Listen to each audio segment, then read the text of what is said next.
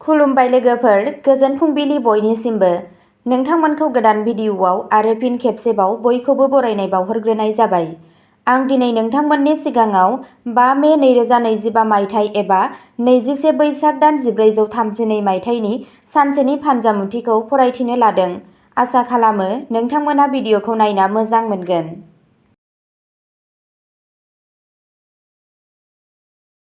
मेष राशि।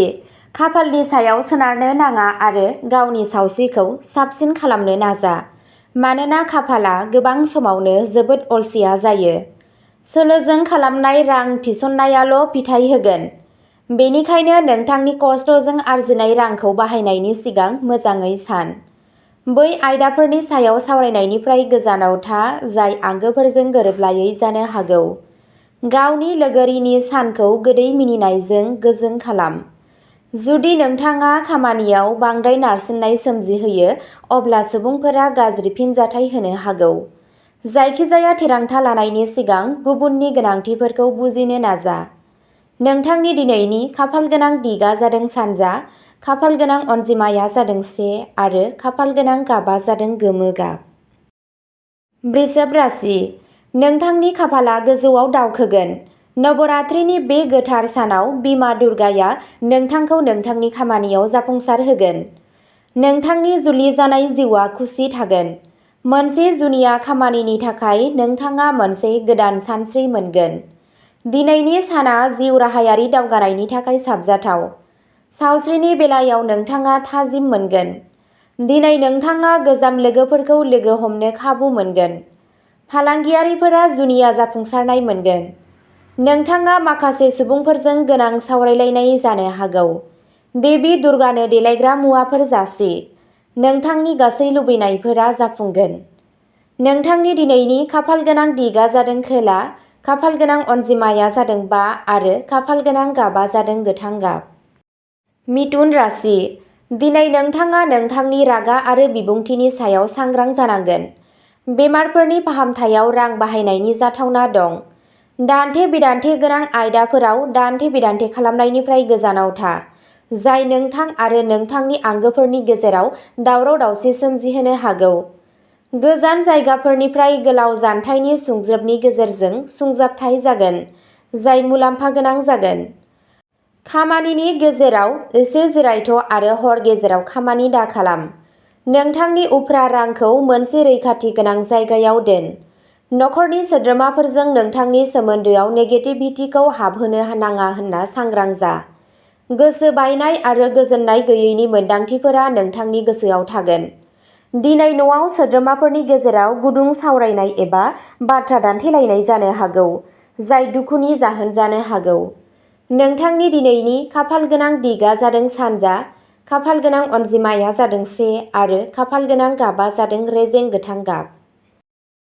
कर्क राशि। उफ्रा फान्डफोरखौ गुबै सम्पथियाव थिसननो हायो।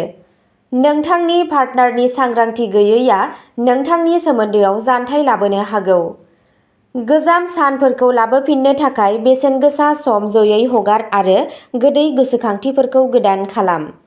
एसे आरोबाव नाजाबाव। दिनै खाफालआ थारैनो नोंथांखौ मदद होगोन, मानोना बेयो नोंथांनि सान। गिदिर फालांगियारि लेनदेन खालामनाय समाव नोंथांनि गोसोनि मोनदांथिफोरखौ नोजोर हो। नोंथांनि सुबुंथि आरो महरखौ साबसिन खालामनो नाजानाया गोजोनथाव जागोन। नोंथांनि दिनैनि खाफालगोनां दिगआ जादों खोला, खाफालगोनां अनजिमाया जादों 1 आरो खाफालगोनां गाबआ जादों गोमो गाब। सिंह राशि।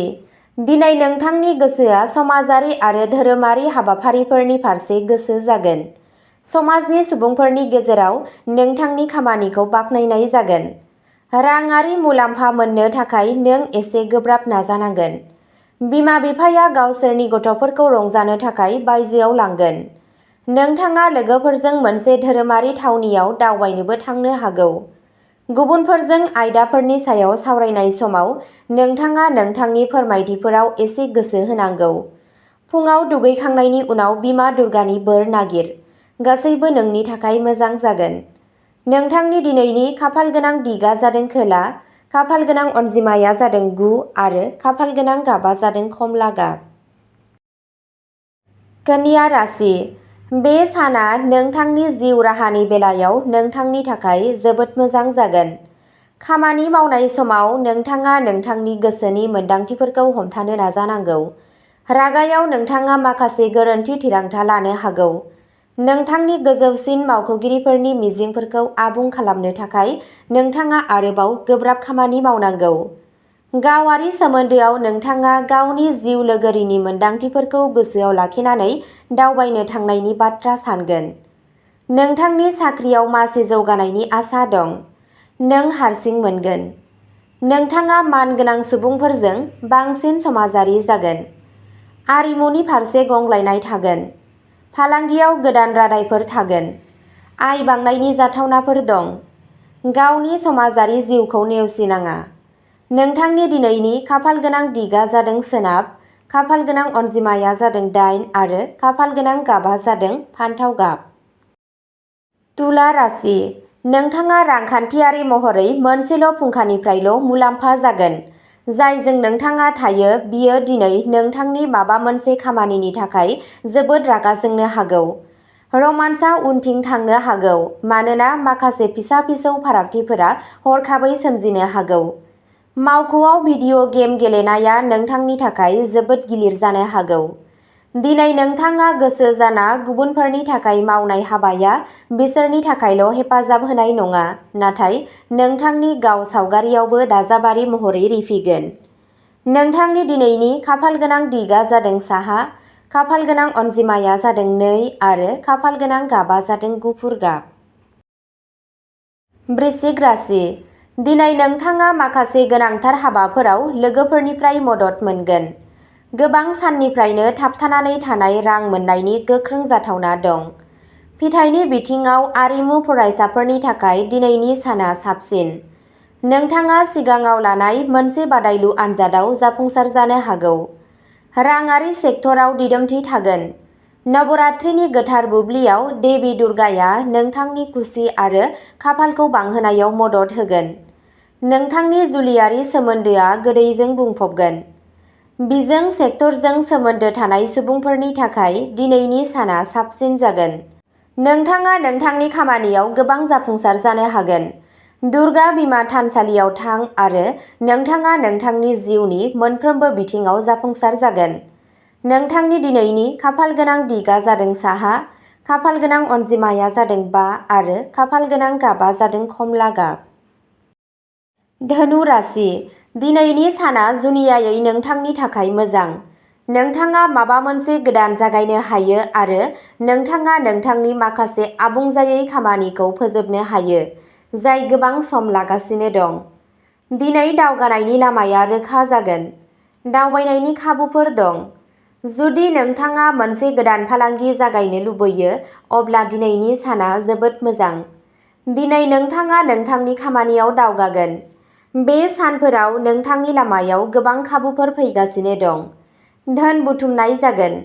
नोंथाङा बै बिथिंफोराव आबुं जाफुंसार जानो हायो जेराव नोंथाङा नाजायो। नोंथाङा सोलोंथायारि हाबाफोराव जाफुंसार मोनगोन। खामानिनि बांद्राय जानायनि जाहोनाव नाङै जिंगा जानो हागौ, नाथाय नोंथांनि हाबाफोराव बांसिन गोसो हो। साननि जोबनायथिं गासैबो मोजां जागोन आरो हेफाजाब मोनगोन। नोंथांनि दिनैनि खाफालगोनां दिगा जादों सानजा, खाफालगोनां अनजिमाया जादों 9 आरो खाफालगोनां गाबआ जादों गोसोम गोजा गाब। मकर राशि, राङा हरखाबै नोंथांनि लामायाव फैगोन, जाय नोंथांनि खर्सा आरो बिलफोरखौ सामलायगोन। न'नि आबहावायाव माबाफोर सोलायनाय लाबोनायनि सिगां नोंथाङा बयनिबो बिबुंथिखौ मोन्नो नाजानांगौ।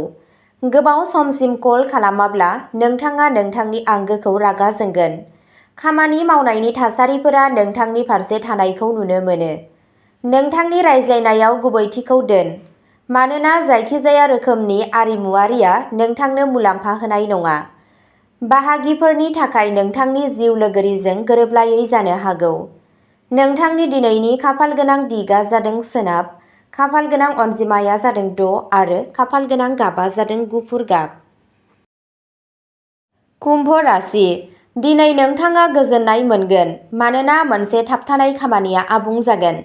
बेलासिसिम नोंथाङा मोनसे मोजां खौरां मोनगोन दि नोंथाङा गोबाव समनिफ्रायनो नेगासिनो दं। न'नि आबहावाया खुसिजों बुंफबगोन। नोंथांनि सोरगिदिं थानाय सुबुंफोरा नोंथांनि सुबुंथिजों गोजोनगोन। नोंथाङा थाजिमजों बुंफबनाय जागोन। नोंथांनि साना नोंथांनि मोजां मोनलायनाय लोगोजों साबसिनै बारलांगोन। नोंथाङा सानथांखि खालामनाय हाबाफोरनि दावगानाया गोख्रों जागोन। फालांगियाव माखासे मोजां सोलायनायनि इसारा दं। मोदायजोनो मोनसे गोजा साल बाव आरो खुसिया नोंथांनि जिउआव हाबगोन। नोंथांनि दिनैनि खाफालगोनां दिगा जादों खोला, खाफालगोनां अनजिमाया जादों 3 आरो खाफालगोनां गाबा जादों रेजें गोमो गाब। मीन राशि, जुदि नोंथाङा दिनै माबा मोनसे जेंनाजों मोगा-मोगि जानांदोंब्ला बेखौ रानलाय। बिदि खालामोब्ला नोंखौ लोरबां नुनाय नङा। नोंथांनि जेंनाफोरखौ फोरमायनाया गोहोनि इसारा। नोंथांनि गोहोआव जेबो खम गैया। नोंथांनि फोथायथिखौ गोजौआव लाखि। नोंथांनि सुंज्लायनायनि रोंग'थिया दिनै नोंथांनि गोख्रों बिन्दो जागोन। दिनैनि साना नखरजों सम बारहोनो थाखायबो जोबोद मोजां सान। मानोना बेयो नोंथांनि गावजों गाव अनलायनायखौ बांहोगोन। नोंनि पार्टनारआ नोंनिख्रुइ गावनि नखरखौ गोनांथि होनाय बायदि नुनो हागौ। नोंथाङा सुबुंफोरनि गोसोखौ बोनो हानायाव जाफुंसारगोन। नोंथाङा मावख'आव मोनसे टीम स्पिरिटजों खामानि मावगोन। नोंथांनि दिनैनि खाफालगोनां दिगा जादों सा-सोनाब, खाफालगोनां अनजिमाया जादों 4 आरो खाफालगोनां गाबा जादों हाथफ्ला गाब। अब्ला दिनैनि राशि फरायथिनाया एसेनोसै।